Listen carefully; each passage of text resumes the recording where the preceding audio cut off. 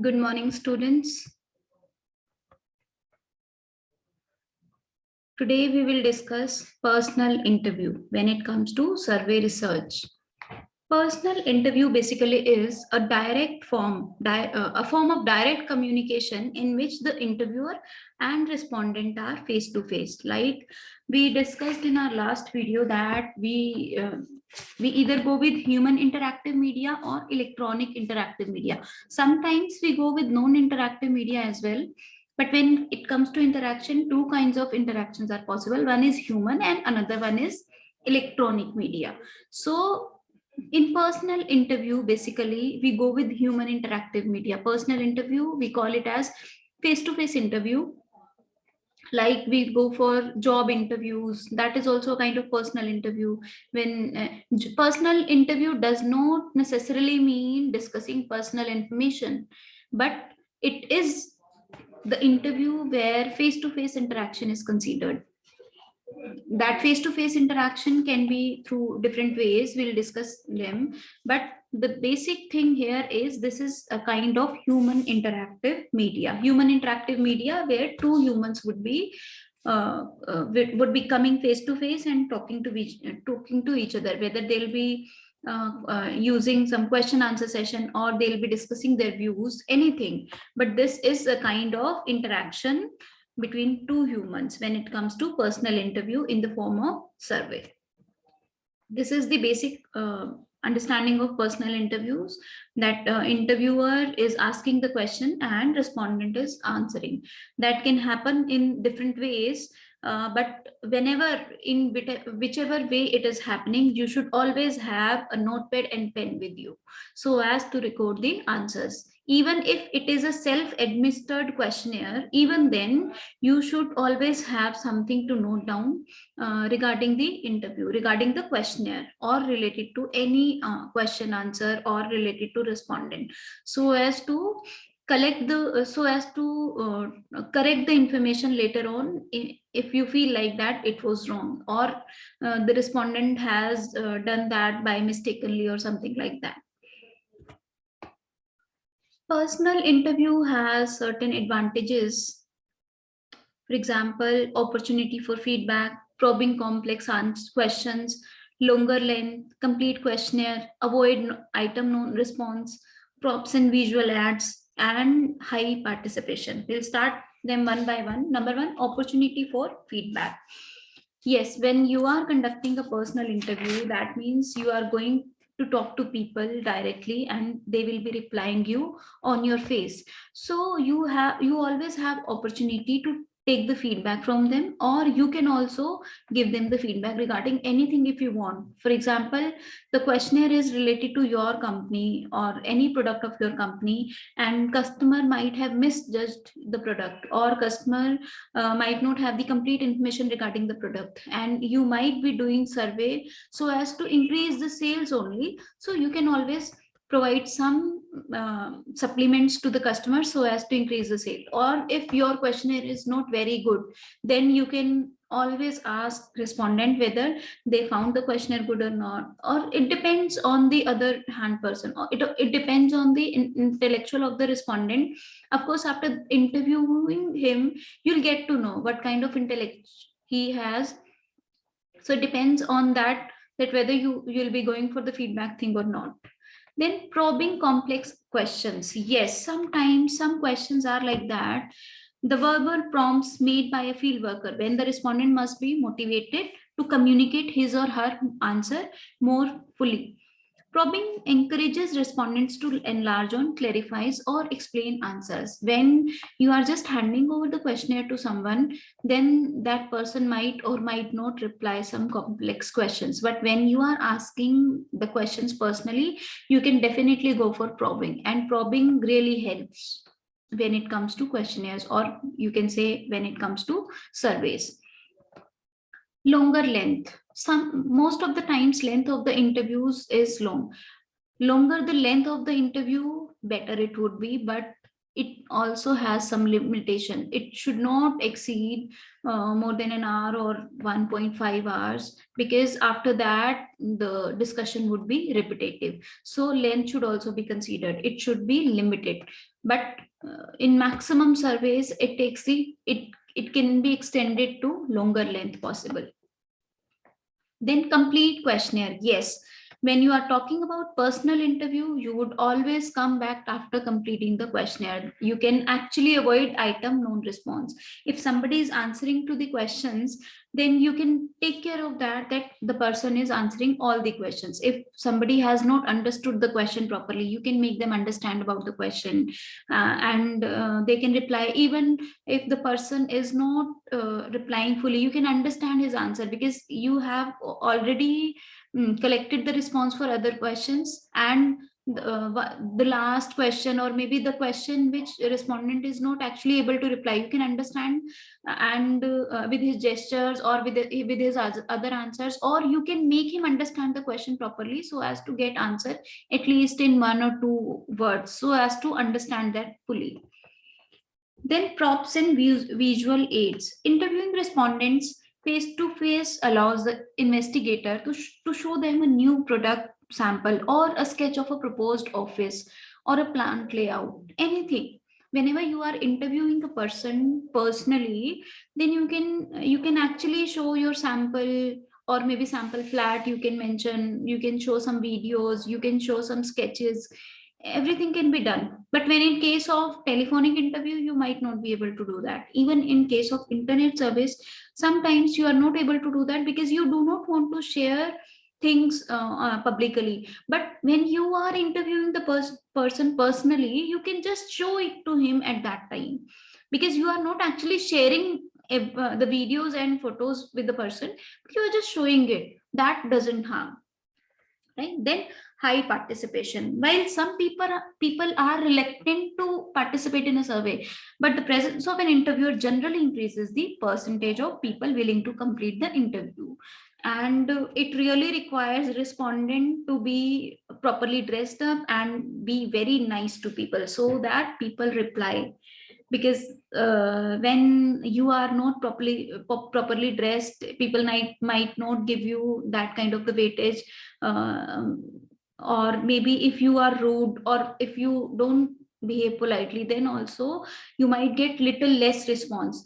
But if you want people to reply, you have to be nicely dressed up, and you have to be polite to them, so that they can reply positively. You can even boost their confidence with 1 or 2 lines, like, good morning ma'am, how are you, I wanted to know whether you like this product or not, or I want you to like the product more. That's why I want to know what are the features to be added in the product. So many things are there. You can add up so many lines in your starting while starting the interview, so that people reply you. But everything which has some advantages would be having some disadvantages as well. Interviewer influence. Yes, this this is actually an advantage as well as disadvantage. When sometimes people are influenced by people and they reply good, but sometimes people are that much influenced with the interviewer that they want to be in their good books, and that is why they do not reply uh, to the actual questions. But they want, but because they want to be in the good books, that's why they answer in a way, they try to manipulate their answers and show that they are very positive persons, and accordingly reply. So they are not actually giving the actual answers. Cost. Yes, this is the costliest method. When it comes to the cost of survey, personal interview is the maximum costly method. It involves the maximum cost when it is compared to either telephonic interview, or maybe email surveys, structured questionnaire surveys, anything. It is the maximum, it requires the maximum cost. So it depends on your budget as well, whether you'll be going for personal interview or not. Then lack of anonymity. Yes, when it comes to personal interview, people might not reply you because they want their information to, they want uh, their personality to not be disclosed.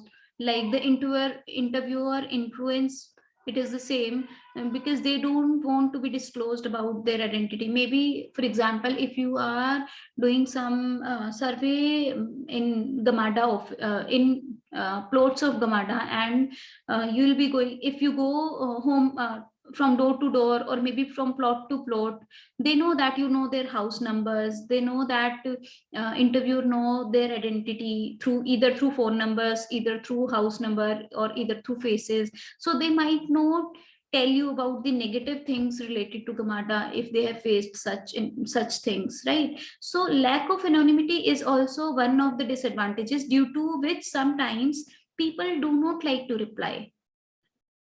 Because when you go to people and ask them about something which might influence their personal, personal space, they might not reply you then. So lack of anonymity is the most disadvantageous thing when it comes to survey through personal interview. Then necessity for callback. There is no necessity for callback, but you cannot go to the same area again and again. In case of telephonic interviews, what you do, you can call people the other day, or maybe in a week, or maybe in a month, if they have not replied to your call once or twice, right? But when it comes to face interviews, you will not be able to go to every house, every door again and again. So that is also a kind of disadvantage in personal interviews. Then global considerations. Yes, this is the most disadvantageous thing of personal interview. When you conduct personal interviews, you cannot go global. I mean, you cannot cover the maximum possible areas geographically, because it requires really very high cost. But in case of telephonic interviews and mail surveys, you can actually consider global people, right? So this is also one of the disadvantages, due to which sometimes we go for either telephonic or mail survey. Now, types of personal interview. How can you conduct personal interview? Basically, it is actually conducted face to face. This can be done through two ways. One is door to door, another one is small intercept. Door to door personal interview is conducted at the respondent's home or place for business. Generally, either you will be going from door to door, or you might be door to door, as in the case of a society, or in a residential area, that would be like respondent's home. Place for business means you might be conducting personal interviews for companies, so you will be going to every company in your sample size. So that is why we have mentioned conducted at the respondent's home or place for business. This is more representative sample of population. Yes, because you try to take people randomly. For example, you have chosen a city for your work, for your survey, and you will be for example, city has got 10 sectors, and you will be conducting survey in those 10 sectors. For example, you have to take 100 people out of those 10 sectors, but you will be taking 10 people from each sector, 10 people from each sector out of these 10 sectors now, right? So, and you will be taking those 10 peoples randomly. You will not consider it like they should be from high class, they should be from low class, or they should be from middle class, or maybe you will not even think of such things. You will be randomly choosing 10 houses, you will be randomly choosing 10 companies, and you will be interviewing them. So it really is a good representative sample of population. But sometimes may overrepresent or underrepresent some groups. It might happen sometimes, but it generally doesn't. If you actually take 10 houses in a row, just to complete your work as soon as it is possible, then it might under or overrepresent something. But otherwise, if you take the sample randomly, you have to choose 10 houses out of just one sector. Maybe that sector contain 1,000 or 2,000, 4,000, 5,000 houses, in which you have to just select 10 houses. You should actually select them randomly. If you are not choosing them randomly, then it is actually a mistake on your part. So that is why it would be overrepresent or underrepresent. Otherwise, there is no misrepresentation in this sample. Some advantages are speed of data collection is moderate to fast. Yes, it is not very low speed, but not even very high. Questionnaire length is generally long. It can be long because you are talking to people door to door, and when you conduct personal interviews, you can influence people to answer rather than on phones. So it can take up of long length as well. Item non-response is very low because you will be able to convince people. Of course, you should be able to convince people to answer the questionnaire properly. Otherwise, it shouldn't be of no use. So while conducting the interview, conducting personal interview, you should be 100% willing to conduct that. Otherwise, you should not go with this. Possibility of respondent misunderstanding is very low. Why? Because you are actually present in front of the respondent and you can tell them what that question means, so as to get the actual reply on for that particular question. Then respondent cooperation, it's excellent because you are actually there to convince the person to reply. So it is the high this method convince the person highly so as to respond positively and correctly. Versatility of question, yes, it's quite versatile. So there are a lot of advantages of door-to-door personal interview. Speed of data collection is good, questionnaire length can be long, item non-response is very low, that's good for you. Possibility of respondent misunderstanding is very low, that's again good for you. Respondent cooperation is excellent actually, and versatility of questioning is also quite versatile, which is again good for you.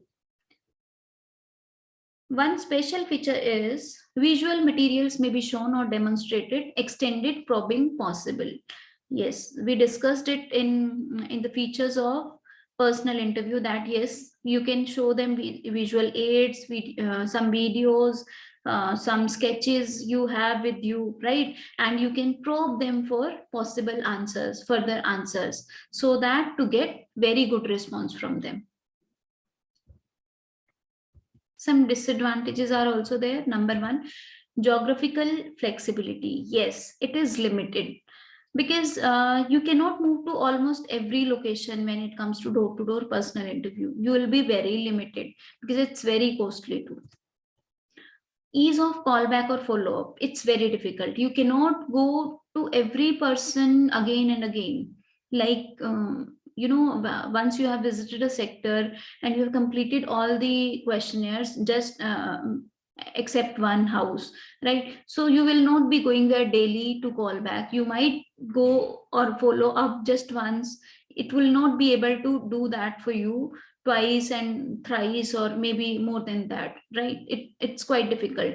Rather, it can be done in telephone interview, but it's not quite possible in personal interviews. Its cost is the highest. Yes, it involves the highest cost.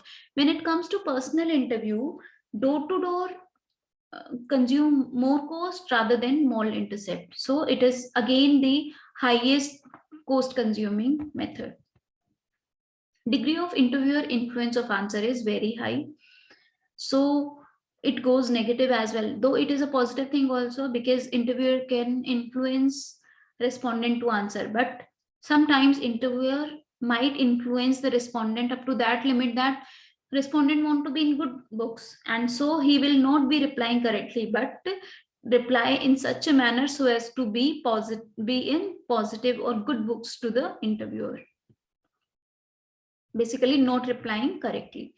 Then supervision of interviews, yes, it is also moderate, so it is a kind of disadvantage. You cannot 100% supervise these interviews if you have hired a person for personal interview. Then anonymity of respondent is very low, like we discussed it in personal interviews. Again, this is a kind of personal interview, so it's very low. This goes as disadvantage. Due to this reason also, people don't reply sometimes. Next is mall intercept personal interview. Personal interviews conducted in malls are generally known as mall intercept personal interview. Again, it is just the same face-to-face in personal interview, but the only difference here from door-to-door interview is And in case of door-to-door interview, we were going to every door of either houses or companies and conducting the interviews. But in this case, we will go to a shopping mall, we'll stand there, we'll set up if we want, and then we will conduct interviews for people coming in the shopping mall, right? So we'll be at one place and we'll be able to conduct interviews for all the people coming there, all the sample we have decided. An interviewer should not be looking for a representative sample of the population. In this case, we will not be able to set up a representative sample. We will be just relying on people coming in that particular shopping mall. It is largely biased because it is biased towards those who are actually coming to the shopping mall. It will not be able to collect views of those people who don't go to shopping mall. So this is a largely biased interview method. Target group is a special population segment. If you have a special population segment as your target group, for example, you have some questions in your mind which are related to people coming to shopping malls. If you want to actually check them, actually survey them only, then it is good. Otherwise, it is not a good one. Demonstrations, again, you can show some demonstrations about the product, maybe about the flats, maybe you can show some sketches, it's related to your visual aids, right? You can show them, so this goes positive. Lower cost, yes, it involves lower cost than your door-to-door interviews, because you have to go to just one place and conduct the interview, whereas in door-to-door interview you were going to every person's house and conducting the interview. You might take 10 days to interview all the people in case of door-to-door interview, and in case of mall intercept interview you can conduct all those interviews in just one day because of your communication, because of your traveling problem. High traffic area interview, yes, when you go for mall intercept personal interview, you have to decide high traffic area for interviewing, otherwise it would not be of good use. Some advantages, yes, data collection is very speedy. You just have to go to one place, or maybe if you decided 5 malls of the city, you'll be going to just 5 places and collecting data, right? You can finish your work as soon as you just cover 5 malls. Whereas in door to door, what was happening, you had to go to door to door. And when it comes to door to door interview, people might not reply you positively. They might be rude. They might not be interested to tell you anything related to them. But when it comes to mall intercept interviews, people might be interested to become part of that survey by their own, because they are looking at you. They might be they might be observing you, that you are taking interview of people. They might also be in that thing that they want to get interviewed, right? So it goes positive when you are conducting interviews in shopping mall, because people would reply you, because they know that you don't know about their whereabouts, their residentials, or their personal space, right? So they'll be able to share their information freely. So it is also a good thing in case of mall intercept. Then questionnaire length, it can be moderate to long. We should keep questionnaires length as short as possible. Item non-responses medium, generally too low, because sometimes we also feel like that people are coming to shopping malls for the shopping, and we have been making them involved in this particular thing, questionnaire and all that. So they also feel like sometimes as boring thing to reply to such questions which might not be which might not seem interested to them, right? So sometimes it is little higher on site when it comes to personal interview through door to door and mall intercept. Door to door would go with a very low item non response, but sometimes mall intercept can go with medium item non response. Degree of interviewer influence of answers is highest as like it was in door to door. but here it would be influencing them to reply at least. Possibility of respondent misunderstanding is lowest again, as in the case of door-to-door interview. Special feature is again taste test, viewing of commercials is possible.